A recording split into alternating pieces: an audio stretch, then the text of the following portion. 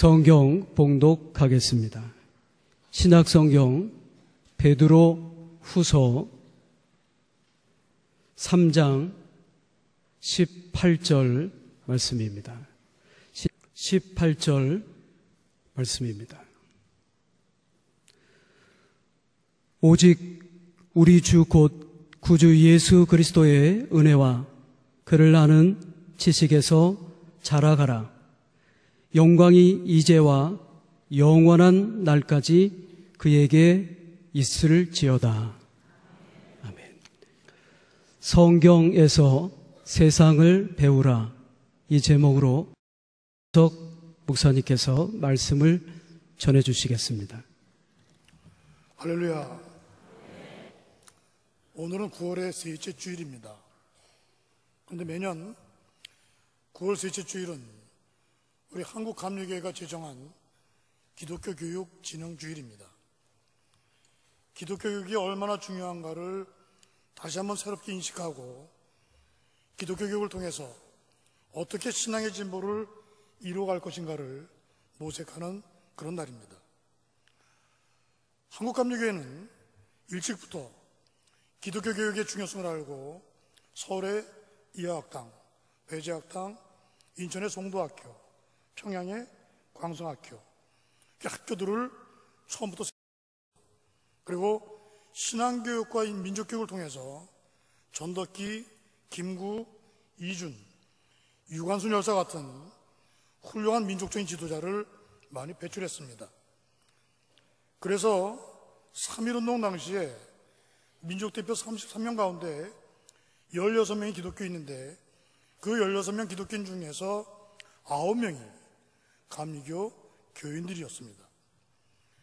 이런 감리교 신앙의 바탕 속에서 일본에게 지배당하던 1933년에 기독교 교육진흥주의를 제정하고 지키기 시작했고 올해로 81년째 전통을 가지고 있습니다. 기독교 교육에 있어서 우리 감리교회가 가지는 또 하나의 특징이 있습니다. 그것은 일반적으로 대개는 개신교회들이 주일학교라고 부릅니다. 선데이 스쿨.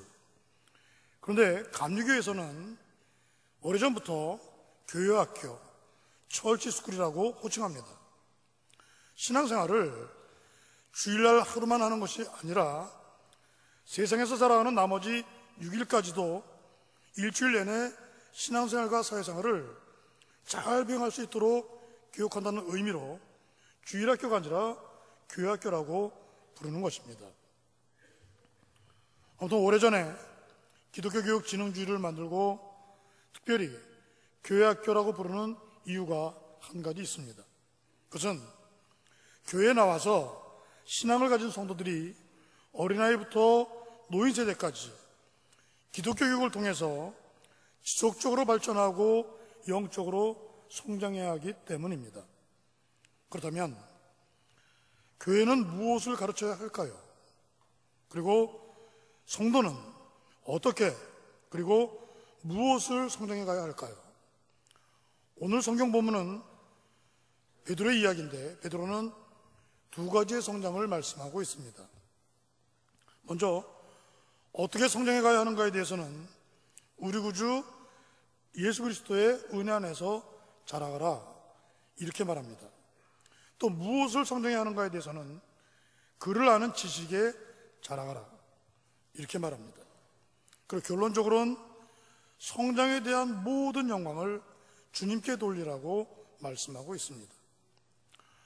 오늘 주시는 말씀을 통해서 성도 여러분 모두 풍성하신 하나님의 은혜를 깨닫고 하나님을 아는 지식에 한 걸음 더 진보가 이루어지시기를 주님의 이름으로 축원합니다. 그럼 먼저 어떻게 성장해야 하는가는 어떻게의 문제입니다. 오늘 성경 본문은 예수 그리스도의 은혜 안에서 자라가라고 말씀합니다. 여기서 은혜라는 말은 그래서 은총이라는 말로도 해석할 수 있습니다. 예전에 우리나라에서 계급이 낮은 처녀가 임금님의 수발을 들게 되면 임금님의 총애를 받았다고 말합니다. 감히 임금님에게 사랑을 받을 수 없는 처나모님이지만 임금님의 사랑을 받았다는 의미입니다. 마찬가지로 전혀 사랑받을 자격이 없는 나를 하나님께서 사랑해 주시는 것, 이것이 바로 은혜입니다. 즉 우리는 죽을 수밖에 없는 죄인이었지만 하나님이 구원해 주시는 것, 이것이 바로 은총입니다. 따라서 예수 그리스도의 은혜 안에서 자라가라는 이 말씀은 내가 은혜로 구원받았다는 사실이 점점 더 분명하게 믿어지는 것입니다. 여러분과 저, 우리 가운데 아무도 세상에 태어나자마자 부모님 얼굴을 확인하는 사람은 없습니다. 혹시 태어나자마자 확인하신 분 계십니까? 저 역시 태어났을 때 부모님 얼굴을 확인하지 못했습니다. 그런데 두 분이 계속해서 내가 네 엄마다, 내가 네 아빠다 말씀하시니까 성장하면서 자연스럽게 두 분이 나의 어머니이시고 나의 아버지신 것을 믿게 되었습니다. 특히 뒷짐을 지고 걷는다든지 사람들과 어울리기 좋아하는 성품이라든가 부모님 닮은 모습이 여러 모양으로 나에게서 나타나기 때문에 태어날 때 내가 확인하지는 않았지만 내가 네 엄마다, 내가 네 아빠다 말씀하시는 분들이 나의 부모님인 것을 굳게 믿고 있습니다. 그런데 하나님께서도 우리를 향해서 시편 2편 7절에 이렇게 선언하셨습니다. 너는 내 아들, 너는 내 딸, 내가 오늘 너를 낳았다. 내가 너를 낳았다. 그러므로 여러분은 하나님의 아들이요 하나님의 딸입니다. 특히 우리의 아버지가 되시는 하나님은 왕 중의 왕이시기 때문에 자녀인 우리는 당연히 하늘나라의 왕자와 공주들입니다. 그래서 이 자리는 다른 말로 표현하면 왕자들과 공주들이 예배드리는 왕족 예배의 현장입니다. 따라서 은혜 안에서 자라간다는 것은 내가 하나님의 자녀라는 것, 내가 구원받은 하늘나라의 왕자요 공주라는 사실이 시간이 흐를수록, 세월이 갈수록 점점 더 믿어지는 것입니다. 특히 성경에서 하나님의 은혜가 가장 극명하게 표현된 것이 골고다 언덕에 세워진 세 개의 십자가입니다. 한가운데 예수님의 십자가와 예수님의 십자가 양편으로 두 강도의 십자가입니다. 당시 이 십자가 형벌은 가장 극악무도한 범죄자들에게 주어지는 무거운 형벌입니다. 그 정도로 이 두 강도는 엄청난 죄를 지은 사람들입니다. 그런데 이 두 강도의 마지막은 전혀 달랐습니다. 한편 강도는 끝까지 주님을 믿지 않았습니다. 그 강도가 걸머진 십자가는 그래서 멸망의 십자가입니다. 그런데 다른 한편 강도는 마지막 순간에 예수님을 나의 주님으로 고백했습니다. 주님께서도 그 강도의 믿음을 인정해 주셨습니다. 그 강도는 하나님의 자녀였습니다. 그런데 자녀답게 살아오지 못한 것입니다. 그 강도 역시 우리처럼 하늘나라의 왕자였지만 왕자답게 살지 못하고 천박하게 살았습니다. 그래서 구원을 받고 천국에는 갔지만 그가 걸머진 십자가는 그래서 실패의 십자가입니다. 인생을 헛되게 살아온 것입니다. 그런데 오늘 내가 바로 그 강도일지 모릅니다. 여러분, 강도가 무엇입니까? 남의 것을 빼앗아서 내 마음대로 사용하는 사람입니다. 시간은 하나님의 것입니다. 그런데 하나님의 시간을 내 멋대로 사용하는 사람, 강도입니다. 내 건강도 하나님의 것입니다. 그 건강을 내 마음대로 예쁘게 사용하는 사람, 그 사람이 강도입니다. 물질도 하나님의 것입니다. 그런데 하나님의 물질을, 하나님이 주시는 이 물질을 내 마음대로 사용하는 사람이 강도입니다. 내가 가지고 있는 재능도, 내가 지금 올라서 있는 높은 위치도 다 하나님이 주신 것입니다. 그것을 내 마음대로 사용하는 사람이 바로 강도입니다. 그러므로 하나님이 주신 시간과 건강과 물질과 재능과 높은 지위를 내 마음대로 사용하는 것이 아니라 오직 하나님의 뜻대로만 사용하는 성도 여러분이 되시기를 주님의 이름으로 축원합니다. 두 개의 십자가와 대조적으로 한가운데 서 있던 예수님이 지신 십자가는 하나님이 주시는 영광의 십자가입니다. 죽음의 고난도 이겨낸 승리의 십자가입니다. 감사한 것은 우리는 하나님의 구원받은 자녀이기 때문에 멸망의 십자가는 지지 않습니다. 따라서 우리는 두 개의 십자가 중에 하나, 실패의 십자가 아니면 영광과 승리의 십자가를 지게 될 것입니다. 그렇기 때문에 결국 우리의 오늘 과제는 실패의 십자가를 지는 성도가 아니라 영광과 승리의 십자가를 지는 성도가 되기 위해서 싸우는 지속적인 싸움입니다.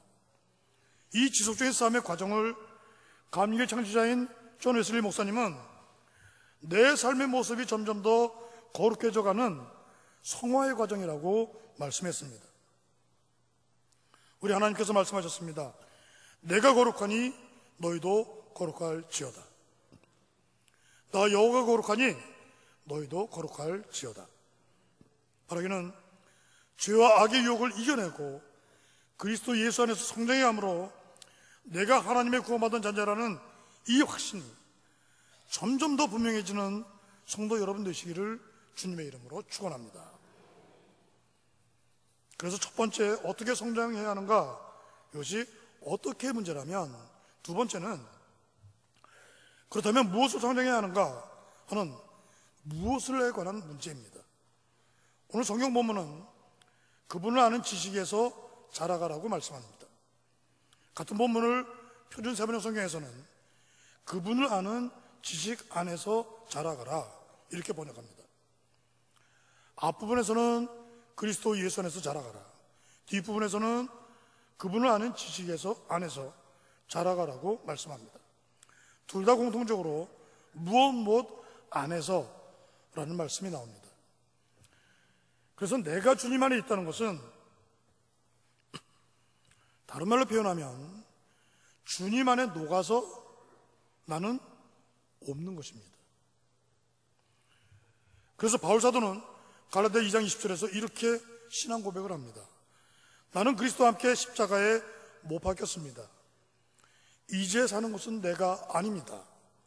그리스도께서 내 안에서 사시는 것입니다. 그리스도께서 내 안에서 사시는 것입니다.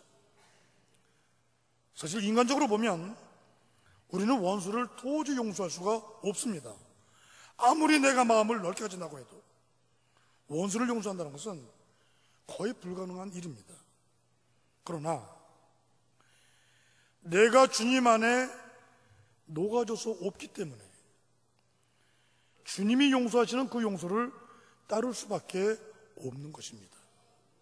다시 말해서 사랑의 예수님을 잘 모를 때는 내가 누군가를 용서한다는 것이 너무너무 힘이 든데 그분을 아는 지식이 자라갈수록 그분이 내 안에 계셔서 내가 녹아 없어져서 내 의지가 아닌 그분의 의지대로 점점 용서가 가능해지는 것입니다. 사실 오늘 본문 베드로후서를 기록한 베드로는 갈릴리 어부 출신으로 지식에 약한 사람이었습니다. 그래서 머리보다는 항상 행동이 앞서는 사람입니다. 한 번은 다른 제자들과 배를 타고 가는데 제자들보다 늦게 출발하신 예수님이 물 위를 걸어오셨습니다. 처음에는 배에 탄 모든 제자들이 물 위를 걸어오시는 예수님을 보고 유령인 줄 알았습니다. 그런데 그분이 예수님이신 것을 확인했을 때 배에서 뛰어내려서 예수님에게 달려간 사람은 오직 베드로 한 사람뿐이었습니다. 그래서 물 위를 걸어간 유일한 사람이 베드로입니다. 그런데 갑자기 풍랑이 일어난 것을 보고 두려워했을 때 물에 빠지기 시작했습니다. 베드로가 소리쳤습니다. 주님, 살려주십시오. 그때 주님이 다가오셔서 베드로의 손을 잡고 끌어올려 주시면서 이렇게 말씀하셨습니다. 믿음이 적은 사람아, 왜 의심하였느냐? 믿음이 적은 사람아. 믿음이 적다는 것은 주님을 아직 모른다는 것입니다.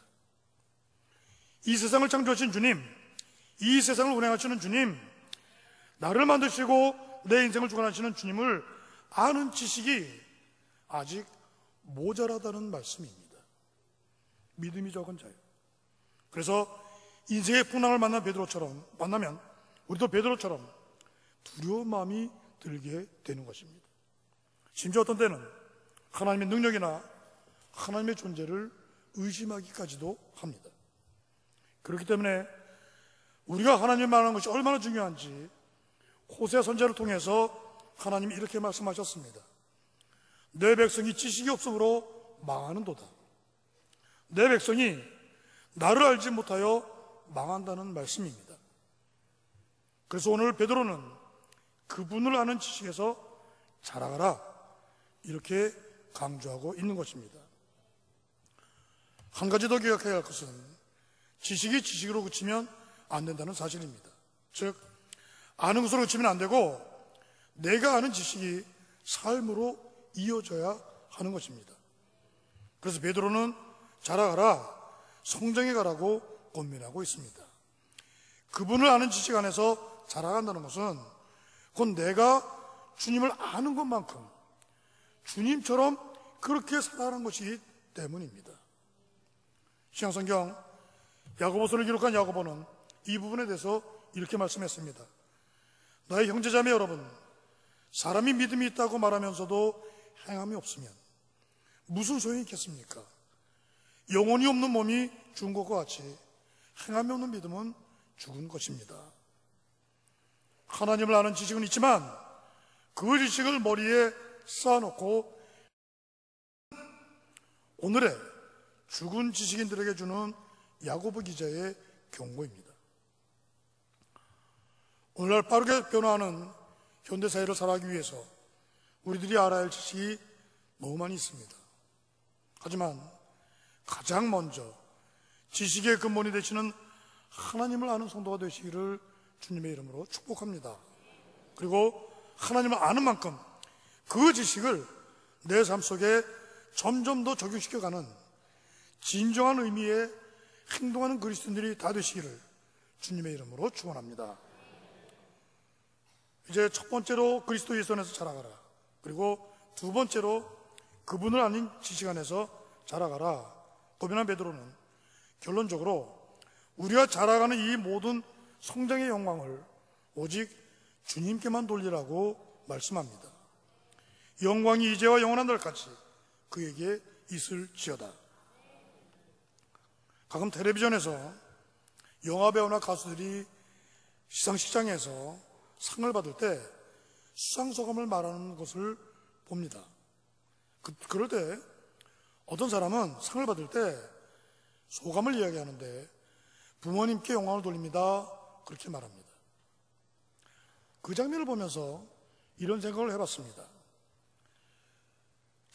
내 자녀가 상을 받으면서 부모님께 영광을 돌립니다.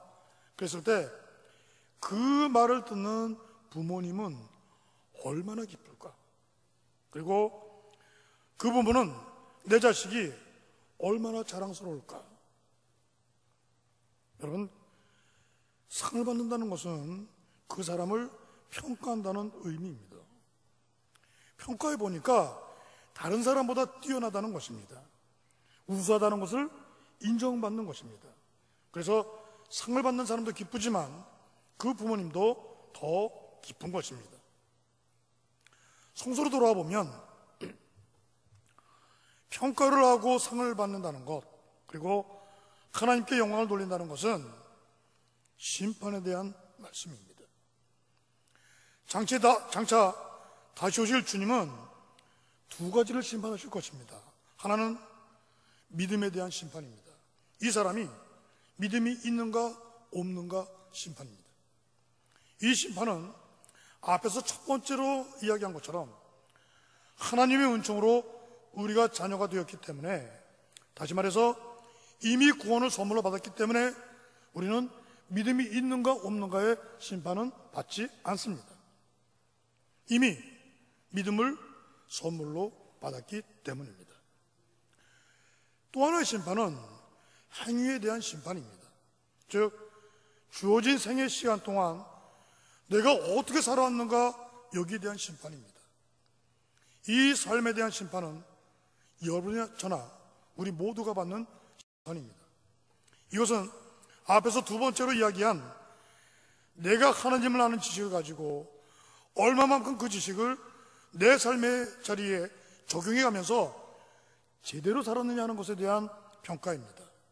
다시 말해서 내가 제대로 살지 못해서 실패의 십자가를 질 것인가, 아니면 제대로 살아내서 영광과 승리의 십자가를 질 것인가 하는 문제입니다. 동시에 실패의 십자가에서 영광과 승리의 십자가로 가는 이 성화의 과정을 어떻게 현실 생활 속에서 지속적으로 이뤄내는가 하는 문제입니다. 이렇게 우리의 과제들, 내가 지고 있는 실패 십자가를 영광과 승리의 십자가로 바꿔가고 내 삶을 좀 더 성결하고 거룩한 삶으로 변화시켜가는 과정을 지속적으로 이뤄가는 이 과제를 반드시 풀어감으로 장차 다시 오셔서 심판하실 주님의 심판 기준에 넉넉하게 통과하는 성도 여러분 되시기를 주님의 이름으로 축원합니다. 그런데 여기에 결정적으로 영향을 미치는 것이 바로 교회에서의 가르침과 배움입니다. 교회에서의 가르침과 배움, 기독교 교육이 중요한 것은 어디를 둘러봐도 교회가 희망이기 때문입니다. 로마의 압제 속에 있던 이스라엘 백성들에게 주님은 해방과 자유 그리고 희망을 가르치셨습니다. 그래서 초대교회의 지도자 가운데 하나였던 베드로 역시 로마의 네로 황제가 기독교를 심하게 핍박했을 때 베드로전서와 오늘 우리가 보는 베드로후서, 이 두 편의 편지를 써보내면서 교회와 성도에게 희망이 있다고 가르쳤습니다.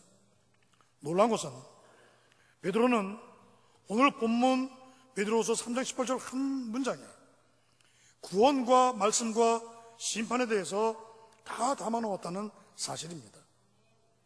이것은 주님을 아는 지식이 부족했던, 그래서 실수가 많았던 베드로가 성령을 받은 후에 얼마만큼 성장했는지를 보여주는 그런 내용입니다.